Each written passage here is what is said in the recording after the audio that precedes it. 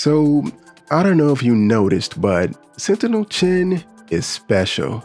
It's possible that you haven't peeped just how special she might be, but no worries, today's video isn't really about her. No, it's about the Grand Architect. See, recently I got this comment, and it got me thinking, what if the Grand Architect really is a Threnodian? You see, while Sentinel Chin can take the form of a fox, she's the only Sentinel we've seen so far to also take the form of a human. What if Sentinel Chin and the Grand Architect are just two sides of the same coin? What if the Grand Architect is just a Threnodian in human form? Now, there's still a lot we don't know about Threnodians, but one thing is clear, and that's that the Grand Architect definitely isn't normal. So to make the case for the Grand Architect being a Threnodian or not, we first have to delve into some of his feats to see where or if we've seen them before, and to reference what we now know about Threnodians. Also, thank you to Kuro Games for sponsoring this video. Without further ado, let's get it.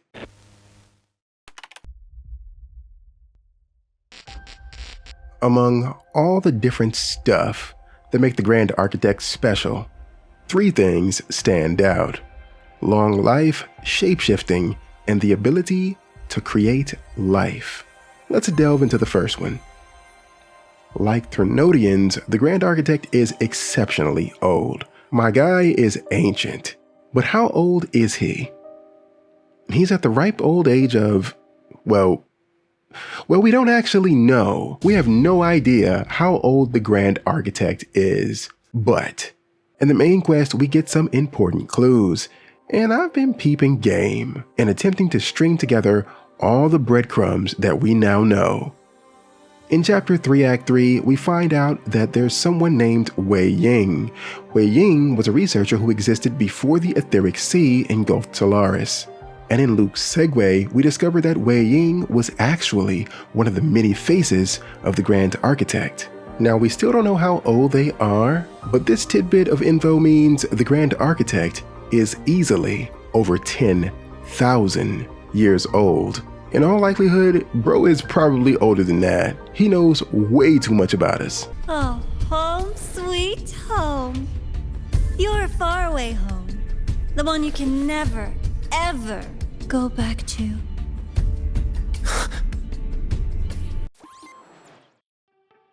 Some of you perceptive ones might say that being older than 10,000 years excludes him from possibly being a Threnodian, since that's pre-Lament era. And to those who say that, I must remind you that LF1 was a Threnodian that originated from outside of Solaris 3. Now, the Grand Architect isn't the only extremely old being on Solaris 3, contrary to what I saw some people commenting in my video on the real ages of Wuthering Waves characters.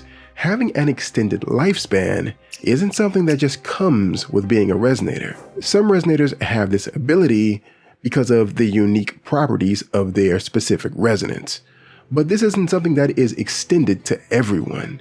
With that said, there's still some characters that we know outside of Rover and the Sentinels who have long lifespans.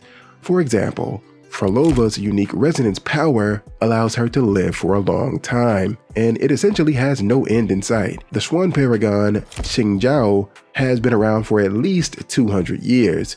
Muyu has also been around for over 200 years. So while this is a property of Threnodians, this alone isn't enough to connect the Grand Architect to being a Threnodian. So, let's go deeper.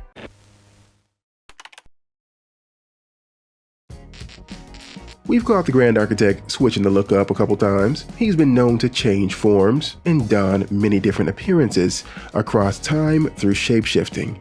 In fact, characters who know about this, characters like Galbrenna and Luke, have referred to him as the thousand-faced survivor. Thousand-faced individual. Thousand-faced survivor. The thousand-faced survivor. His ability to shapeshift doesn't just stop at humans. It extends to animals, legendary beings, and even phantoms of the dead borrowed from memories of others. His power in this respect is quite substantial. According to the Ministry of Sentinel Affairs, as seen in Cho Yuan's character story 4, the Ministry scoured every record, but nowhere was there mention of a resonator who could take on another's form and body. Let's dive into some refutation and further examination. We've seen a few characters transform or have a second form, but none have ever been seen taking the form that imitates the likeness of another. So this is pretty unique. We kind of see Leviathan Threnodian do this with the Tide Spawn in Chapter 2 Act 10, although the Grand Architect not only shapeshifts, he can mimic people's exact frequency, he also appears as an avatar that can be destroyed without affecting its real body. So even though we know we've never seen his true form, have we ever actually stood face to face in front of him? Or has it just been an avatar the entire time? Perhaps similar to the Tide Spawn, it's not only an imitation, but their real life force is actually in another place altogether. So this one kind of checks out as potential Threnodian material. Although, even though we saw the Threnodian Tide Spawn do this, it wasn't like Leviathan itself was just constantly changing forms, so it just might be something unique to the Grand Architect.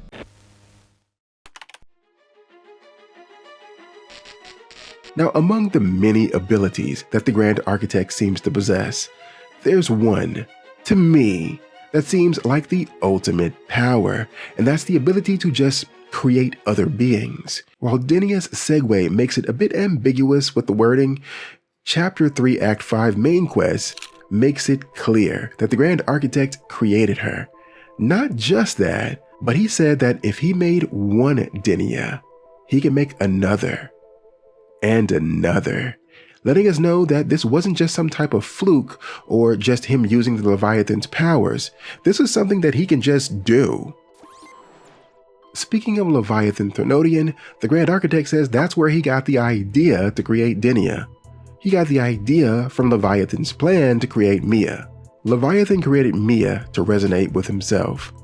The Grand Architect created Denia to resonate with LF1.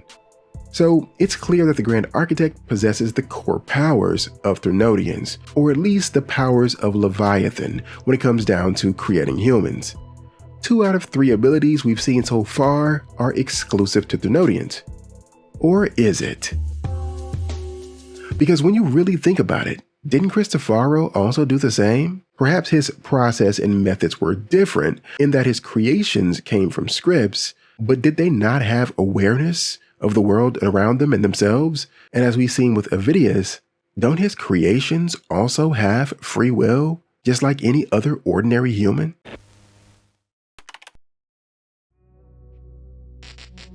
Now, this obviously doesn't confirm the Grand Architect as a Threnodian, but it does make him a more likely candidate. With that said, when it comes to Threnodians, their power, their representation, there are a few more things that set them apart from the average resonator or tacit discord. All Threnodians embody some type of human fear and express it through manifestations of their power.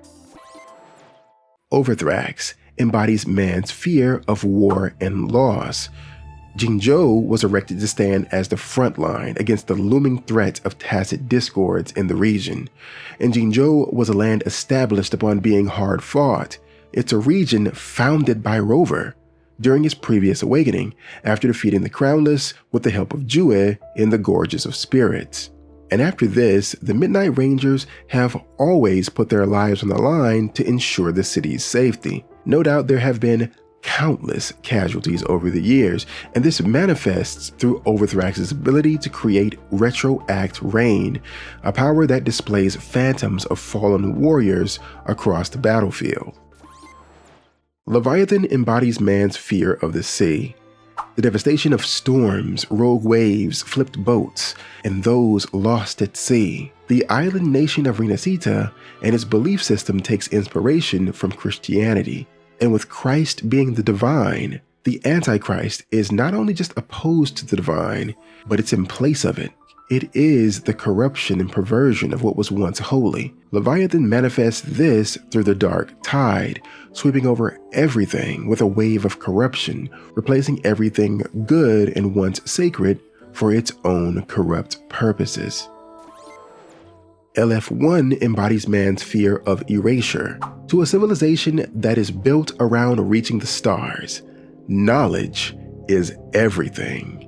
The void of space can be already terrifying, but knowing no memory of you will ever exist, neither the sacrifices nor the discoveries, all this is the perfect antithesis to a region that values information. LF1 manifests its power as void storms and void matter. It not only claims the lives of those it affects, but it also makes it as though they never even existed, with even those untouched by void matter losing memory of those affected.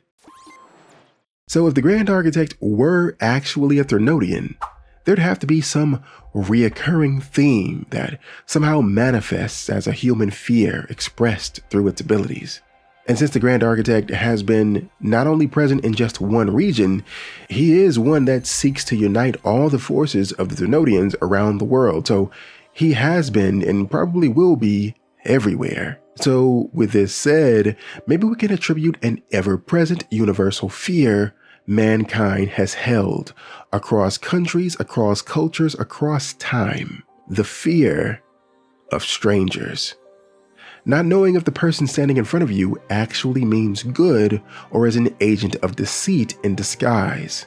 We saw this as he appeared to Frolova as the devoted watcher and as Triss.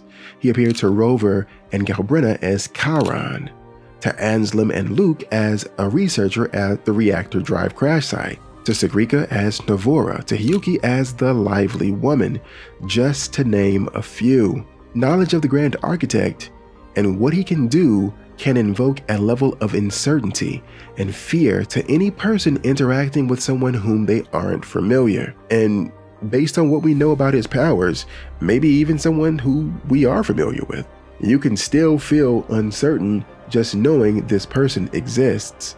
The manifestation of this power might be in his avatars themselves. Imagine you came across a region where every other person is an avatar of the Grand Architect, assuming the Grand Architect can pilot more than one avatar at a time.